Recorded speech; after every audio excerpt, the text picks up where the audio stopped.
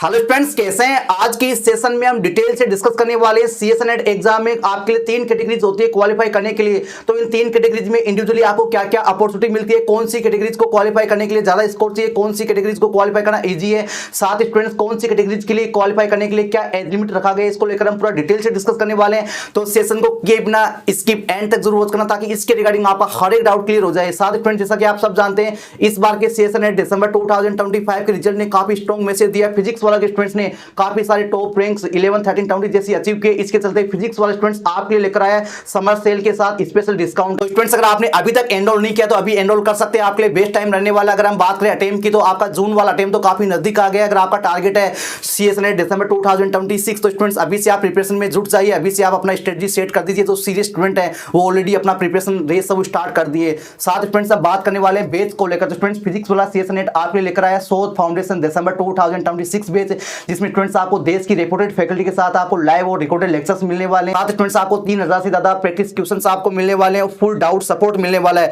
इस बैच को स्टूडेंट्स आप ज्वाइन कर सकते हैं मात्र 4999 रुपीज पे करके। साथ ही आप हमारा कूपन कोड PSM 500 को यूज करना ना भूलें। इस स्टूडेंट्स आपको और एडिशनल डिस्काउंट मिल जाएगा। साथ स्टूडेंट्स आपको और प्रीमियम फीचर चाहिए और एडिशनल फीचर चाहिए तो स्टूडेंट्स आप फिजिक्स वाला सीएस नेट का शोध प्रो दिसंबर 2026 बैच ज्वाइन कर सकते हैं, जिसके एडिशनल फीचर में स्टूडेंट्स आपको मिलने वाला खजाना फीचर, जिसमें स्टूडेंट्स आपके प्रीवियस के बैच है उन सभी के लेक्चर्स आप एक्सेस कर सकते हैं, वॉच कर सकते हैं। साथ स्टूडेंट्स आपको इनफाइनाइट प्रैक्टिस फीचर आपको मिलने वाले हैं। PYQ आपको बुक के रूप में हार्ड कॉपी में आपको मिलने वाले हैं। साथ स्टूडेंट्स सीएस नेट के सभी टारगेटिंग बेच को आप एक्सेस कर सकते हैं, टेस्ट सीरीज को आप एक्सेस कर सकते हैं। इस बेच को स्टूडेंट्स आप ज्वाइन कर सकते हैं मात्र 6999 रुपीज पे करके। साथ ही आप हमारे कूपन कोड PSM 500 को यूज करना ना भूलें, इससे स्टूडेंट्स आपको और एडिशनल डिस्काउंट मिल जाएगा। इसके साथ स्टूडेंट्स अगर आप जून 2026 वाले अटेम्प्ट को ज्वाइन करें तो आप एज ए क्रैश कोर्स के लिए शोध फास्टैग जून 2026 को ज्वाइन कर सकते हैं। इस बेच में स्टूडेंट्स आपको रेगुलर टेस्ट मिलने वाले हैं, फुल डाउट सपोर्ट मिलने वाला, डेली प्रैक्टिस प्रॉब्लम मिलने वाली है। साथ स्टूडेंट्स आपको रिकॉर्डेड क्लासेस मिलने वाली है जिनको आप अनलिमिटेड वॉच कर सकते हैं। इस बेच को स्टूडेंट्स आप ज्वाइन कर सकते हैं 1999 रुपीज पे करके। साथ स्टूडेंट्स आप हमारा कूपन कोड यूज करेंगे तो आपको और एडिशनल डिस्काउंट मिल जाएगा। तो फ्रेंड देर किस बात की, फटाफट जाकर ज्वाइन कर लीजिए, लिंक आपको डिस्क्रिप्शन में मिल जाएगा। जैसा कि हम बात कर रहे थे सीएस नेट एग्जाम में 3 कैटेगरीज होती है, जैसा कि स्टूडेंट्स आप स्क्रीन पे देख पा रहे हैं। तो इन 3 कैटेगरीज में इंडिविजुअल क्या आपका एज लिमिट है और कौन सी कैटेगरीज में क्या क्या अपॉर्चुनिटी मिलती है, किस कैटेगरीज का कट ऑफ ज्यादा रहता है, किसका कम रहता है। तो स्टूडेंट जैसा कि आप स्क्रीन पे देख पा रहे हैं, आप जब फॉर्म फिलअप करते हैं तब स्टूडेंट्स आपसे ये कैटेगरी सिलेक्ट करने के लिए बोलते हैं। तो आप तीनों कैटेगरीज को भी सिलेक्ट कर सकते हैं, आपका फीस वही रहेगा, चाहे आप एक कैटेगरीज के लिए अप्लाई करो चाहे 3 के लिए करो। तो मेरा रिकमेंडेशन है कि तीनों के लिए आप टिक कर दिया करो, ठीक है। पहला आपका कैटेगरी रहने वाला JRF है।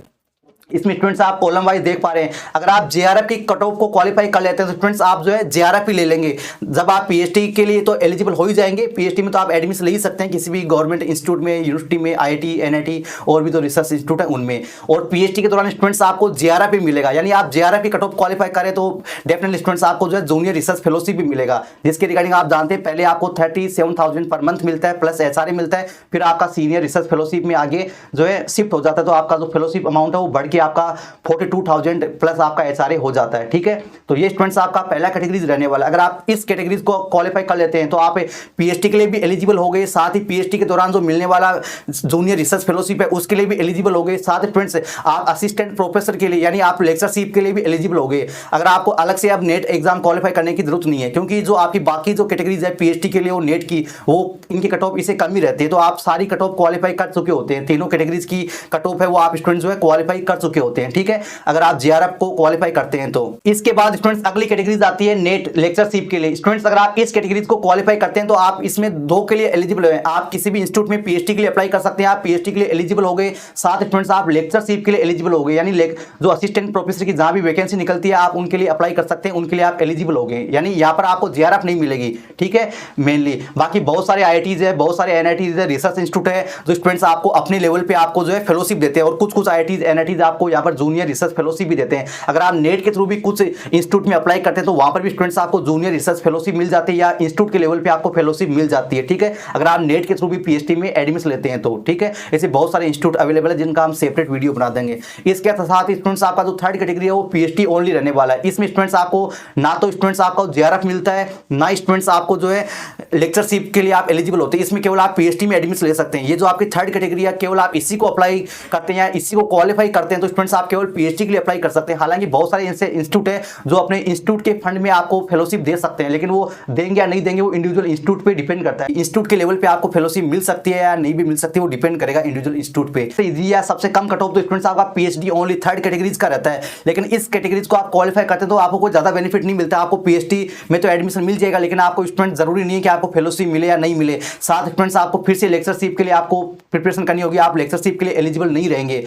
और अगर आप तीनों कैटेगरीज को क्वालिफाई कर लेंगे तो स्टूडेंट्स आप जो है जेआरएफ के लिए भी एलिजिबल हो जाएंगे, लेक्चरशिप के लिए भी एलिजिबल हो जाएंगे और पीएचडी के लिए तो हो ही जाएंगे। तो सबसे हाई कट ऑफ रहती है वो स्टूडेंट्स आपकी जेआरएफ की रहती है, उसके बाद आपकी लेक्चरशिप नेट के लिए रहती है, और सबसे कम कट ऑफ है वो स्टूडेंट्स आपकी पीएचडी ओनली 3rd कैटेगरीज के लिए रहती है। अगर आप जेआरएफ को क्वालिफाई कर लेंगे तो आपकी सारी कैटेगरीज की जो कट ऑफ है वो क्वालिफाई हो जाती है। ये स्टूडेंट्स रहने वाला है। साथ ही हम बात करें एज लिमिट को लेकर तो स्टूडेंट्स आपका जो कैटेगरी फर्स्ट है जेआरएफ के लिए केवल एज लिमिट है, केवल और केवल जेआरएफ के लिए एज लिमिट है, ठीक है। जनरल के लिए आपका 30 ईयर रखा गया है, बाकी ओबीसी है, एससी एसटी है, उनके लिए आपका लगभग ये स्टूडेंट्स आपका जो है 5 साल का जो है छूट दिया गया है, तो आप काफी टाइम तक इसमें अप्लाई कर सकते हैं, यानी 5 साल का आपको जो है रिलैक्सेशन मिल जाएगा। इसके साथ स्टूडेंट्स ये आपका डाउट क्लियर हो गया। बाकी ये नेट के लिए आप कभी भी अप्लाई कर सकते हैं, चाहे आपकी एज कितनी भी हो, 45 हो, 50 हो। पीएचडी के लिए भी आप अप्लाई कर सकते हैं चाहे आपकी एज कितनी भी हो, इसमें कोई एज क्राइटेरिया नहीं है। तो आई होप कि स्टूडेंट्स ये सेशन आपको बेहद पसंद आया होगा।